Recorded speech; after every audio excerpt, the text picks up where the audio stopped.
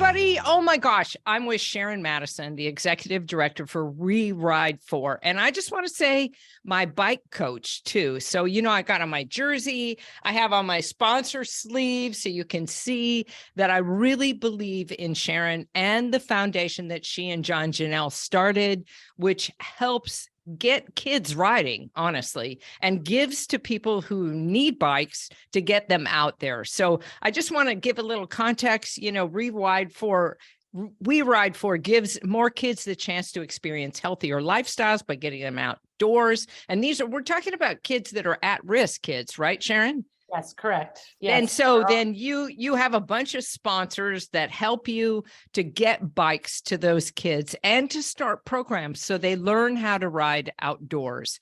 Is that right? You say a little bit about yourself and what your whole mission is in the world, would you?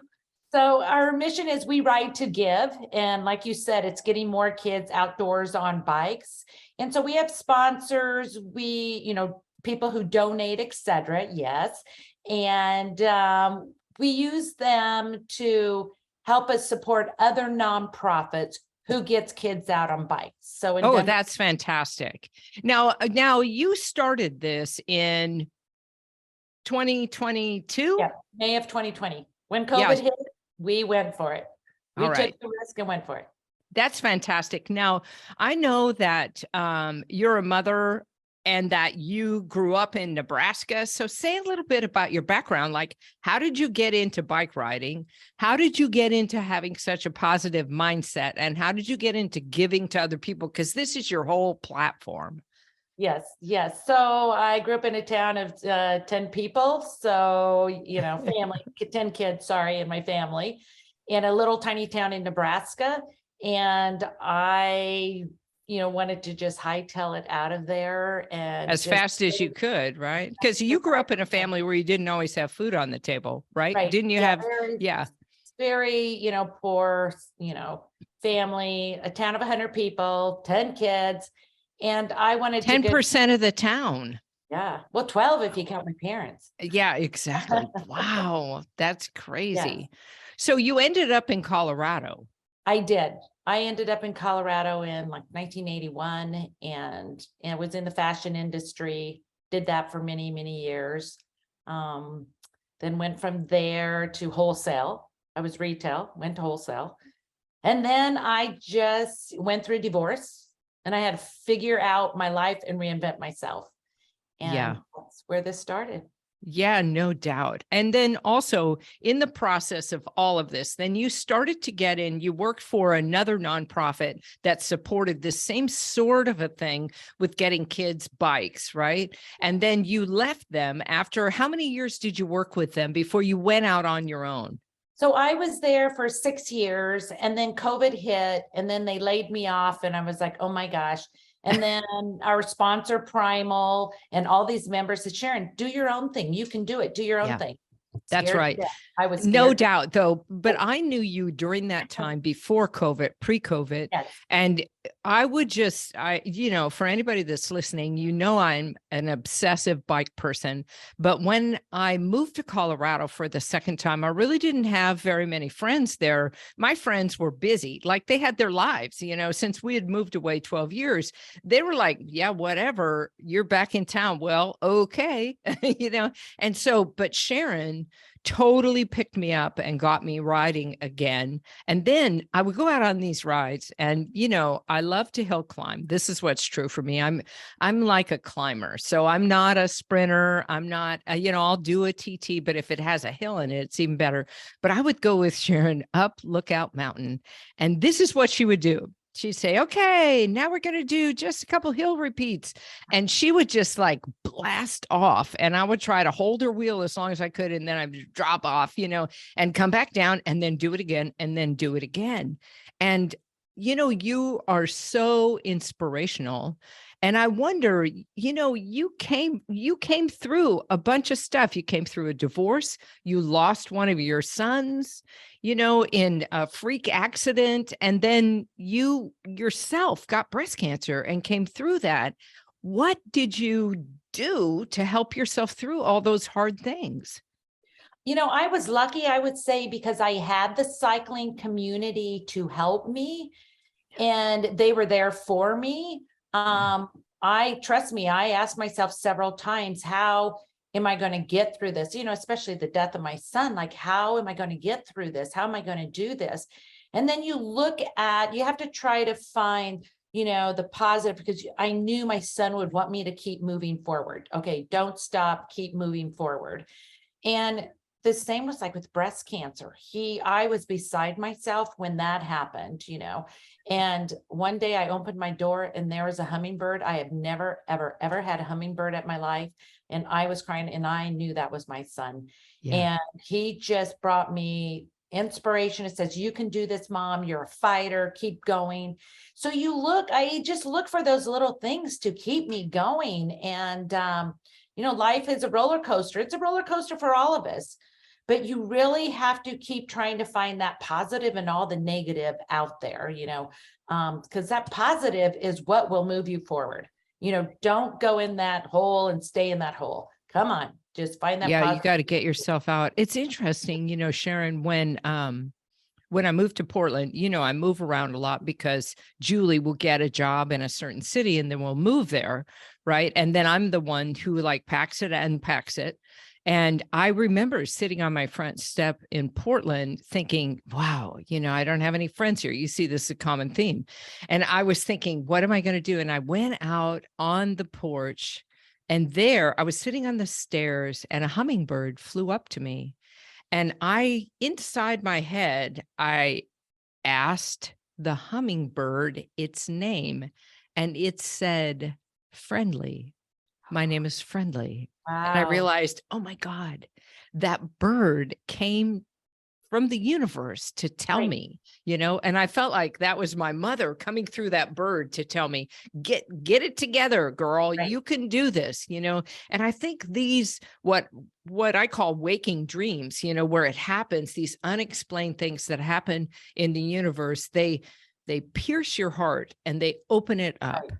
so that you remember you're here for a reason, Yes. and you may not know what the reason is, but the goal is to try to stay connected to your purpose, whatever it is. Now, when you say the foundation is about We Ride to Give, what would you say is really your personal mission within that? What do you love about that foundation, and what was hard about setting that up?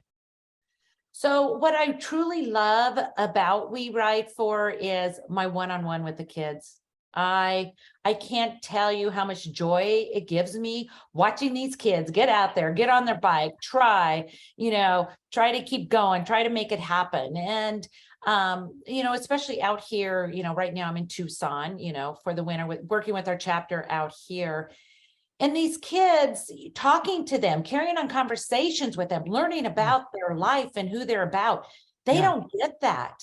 And they get so excited every time I come. I was telling you, last week when I saw you, that I come to the school to give them some bike pumps because their bike pumps all disappeared, and, to see everybody and say hi. And they were so bummed I wasn't riding with them that day because I was leading another ride. So I said, don't worry, I'll come back and ride with you. But it's, they all look up to me, and I love that. But I let them know I'm your equal. We're friends. You can talk to me about anything. Yeah. And I really enjoy that. In Denver, we have Lucky to Ride, and we have Take a Kid Mountain Biking Day. We do that twice a year with them. And just seeing all these kids come, and they have bikes there for them. We set them up on their bikes. We give them a helmet. We ship them off to the skills course, and away they go. And the joy it gives them. And we want them to continue to do that, because as we know, bike is your freedom. Let me tell you. Yeah, biking's free. Now, it really is. Now, when you were growing up, did you have a bike in your family? Absolutely. We all had, they all got passed down. I mean, kid to kid to kid. We all had a bike. And so that was our form of transportation. I mean, the town was little. I mean, you could walk it easily, but no, the bike is what took us everywhere. I think I delivered the paper for a while. So you just have your bag around your shoulders, there, go around, toss papers out, it was all done by a bike. But any errand, anything you did, whatever, it was done by a bike. So we all had bikes, but it was just the casual Schwinn banana seat bike, Yeah, but it exactly. wasn't until when I was 40 that I really got my first road bike and fell into riding. So Yeah. Now, and you raced, right? I You did. raced. I had my year of racing, and it was a lot of interval training, a lot of hard work. I raced about 5 years. And I truly did love it, but I was doing 21 to 25 races a season. Wow. You have no life when you race. You have no Yeah, life. And that's right. It's so true. And especially if you want to be good, and you want to compete, which that's how you are. You always do things 100%. You're 100% in. So if you have a family, or in my case, my relationship, I was like, I can't have both because I'm not going to be able to put my attention on it. I'd get at a table with somebody who was a cyclist, and that's all I wanted to talk about. I didn't want to talk about anything else because it is an endorphin rush, just like any kind of elite sport. You get into this. I wasn't elite, certainly, but I got into this phase where I was, and I would say still am, I'm kind of addicted to the feeling that I have, and the confidence that I have on my bike. Now, you had a crash and broke your hip. Like, how did you rebuild your confidence after that? that, it was tough. I would say my confidence on the gravel ride is where it happened, was on the gravel road, being airlifted out. And Oh this my was God. literally 6 months after I finished radiation for my breast cancer. So here I God. was like, oh my gosh, I have to start all over again. But you know what? It was just, I don't know, the Almighty's way of saying, Sharon, you need to slow down. Yeah. And so I just hobbled around on my crutches, but I fractured my pelvis in, three different spots, and then a couple ribs, and you just had to go on it. But I was, my crutches were my best friend. I was afraid to give them up because we became buddies. We became hiking buddies. We just walking buddies. We did everything we could do, but Yeah. you just have No. to pick So yourself. everybody that's listening, you can hear this, right? So, we go through all kinds of stuff, but listen to this kind of get back up and go. I mean, what's true is that it's hard to do. There's a lot of, tears about it. And then you have to get going and do something. Right. When did you decide that you wanted to serve other people? Well, I think what happened is when I was invited, I was asked to help build up the cycling club on the other nonprofit I worked for. And just being there 6 years, I learned so much. And I just loved, giving, building these bikes, giving these bikes out to the kids and seeing their reactions, et cetera, that I just knew I had to keep doing what I was doing. And that's kind of why I kept moving forward, and started We Ride For and took off with it.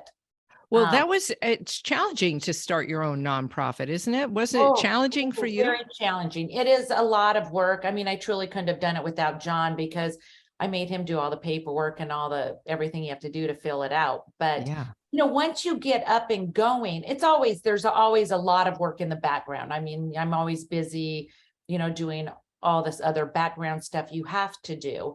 But, once you get going, you find better ways.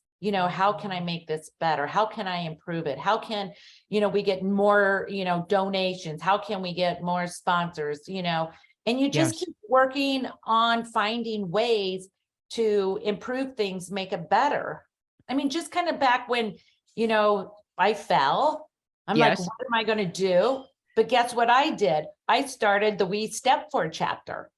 Oh, I love that. I was thinking of a way, what can I do? I can't ride my bike. And I was off my bike for almost a year. So I Wow. started We Step For. And then we would put walks in there. We would put hikes in there. And it was so much fun because also you can visit with people more when you're walking or hiking versus than when you're biking. So Yeah, for I sure. gotta I mean, you're learn. just trying to catch your breath the whole time when Yes. we're biking with you. Now, and we step forward. Well, that I love that part because when I went to Tucson and visited you, we rode together, but we also hiked together, which to me it was like a whole different piece of it.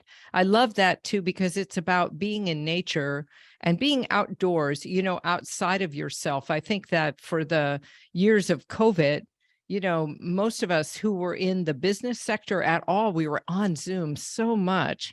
And still, I think Yeah, we're on Zoom right now, right? But right. it's not the same as having an outdoor experience where you challenge yourself by walking or riding, and then you have a conversation about something that matters. And I think that to me was what I felt like on the hikes. We could really talk about what was going on, right? Right. Which I don't know about you, but during COVID, I felt like, that's an isolation of kind where you can't really talk to anybody but who you're living with or your pets, right? Right. Unless you're in on the phone or whatever. Right. You're not like seeing people in the grocery store, etc. Well, so but you didn't have any business experience. You had retail experience Right. and fashion experience, but you Yes. didn't have business experience. So say something about how you built your confidence in that business understanding of a spreadsheet and things like that. How did you learn to do that, or what'd you do? Well, I think just being with the other nonprofit and having those 6 years. So I always say that was the positive there is I got 6 years of learning how to run a business and Yeah. how to, be successful at it. And so the positive here is now I'm the boss of myself, which is great because I can run it like I want it to be ran, Yes. versus before my hands were tied. Yes. So, John has a business, background and degree in accounting. So of course I've had to rely on him for kind of that part. Yeah, and get some Right, mentorship from him right. around it. I mean, I Yeah, think that's part of it, right? When you right. surround yourself with people who have expertise in areas you don't, you do much better, Yes. right? Yes. And you have to always be willing to learn. Yeah, You're never too old to learn. no That doubt. how you succeed and become successful in life is just wanting to continue to learn. Yes, some things are going to be harder than other. Technology, trust me, that's one of my nightmares because my son always took care of everything for me.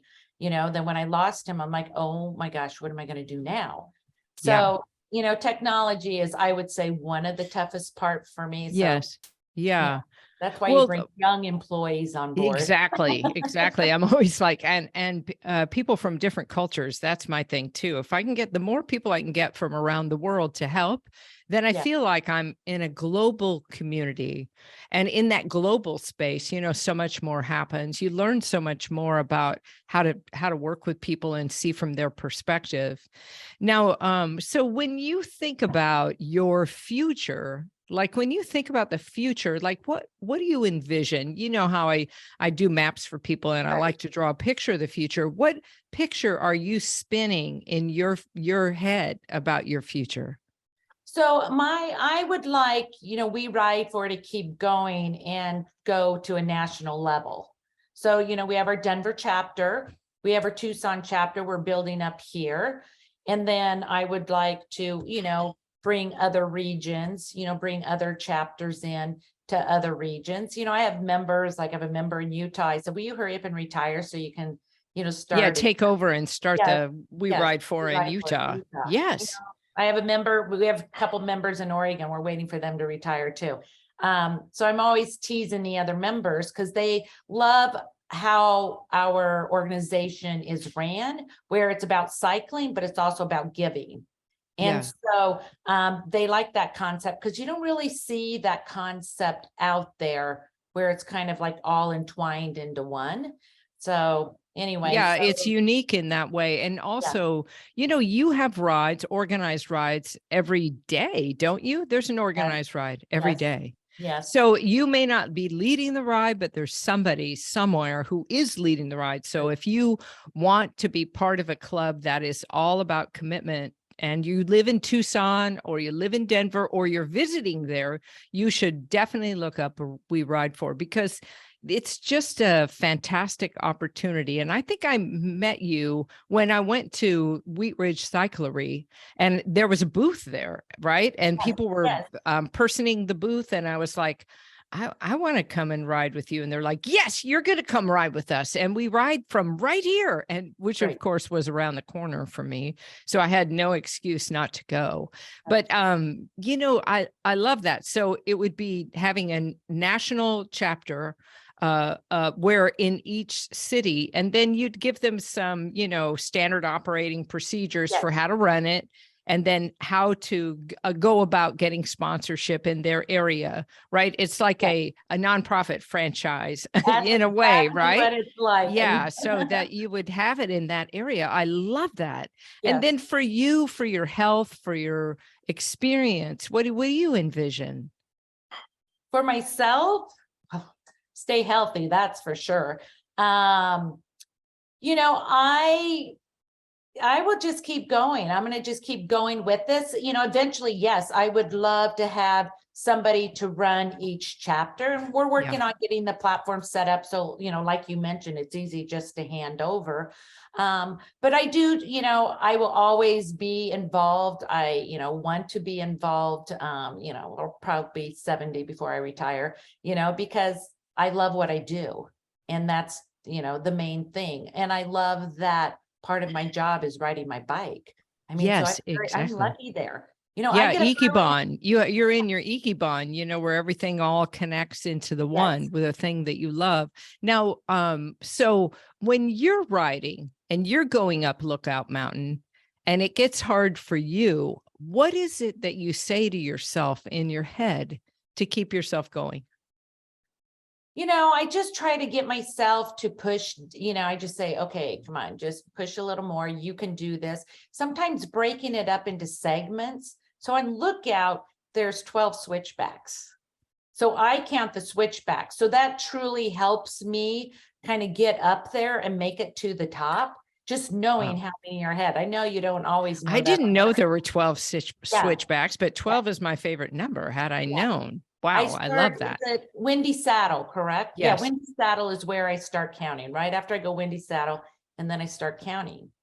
And so that truly, that's what helps me to keep, you know, pushing up the last stretch. And, you know, I love group rides. I love being around people. You're not going to find me out riding my bike by myself. That's not me. It's not my nature. I feed off everybody's energy. You know, to be around people. And so there's always somebody faster than me. I mean, always. So you just try to chase them. Definitely in Tucson. My God, they're fast.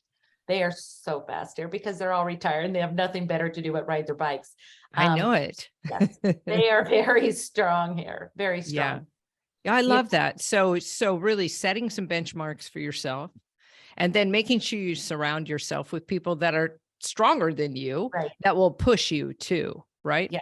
And then just reminding yourself that you can do it, having a positive attitude. I think that's so Positive incredible. attitude is everything. And that's everything.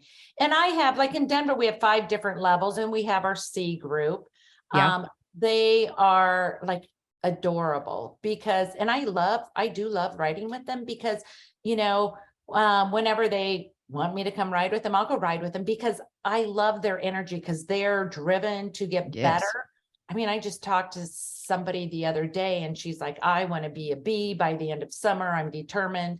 And so I love the determination and drive they have. I know it. Well, and so if you're listening and you don't know what C, B, and A, that has to do with how fast you can go. Like C is what mileage? It's like 12 to 14. 12 to 14 is 12 to 14, and B is like 14 to 16, and then or 17, and then you know, if you're in the A group, you're, you know, 18 miles an hour and beyond, right? So you're cooking, and you have to be ready to cook, and then drop back to the group behind you if you need to, because that's how it works. Now, I love all of this. Now tell people, how can they get in touch with you? How can they reach you? Where do they find you? I went and looked at your website, weridefor.org, right? So that's one way to find you. Yes. But what else can they do?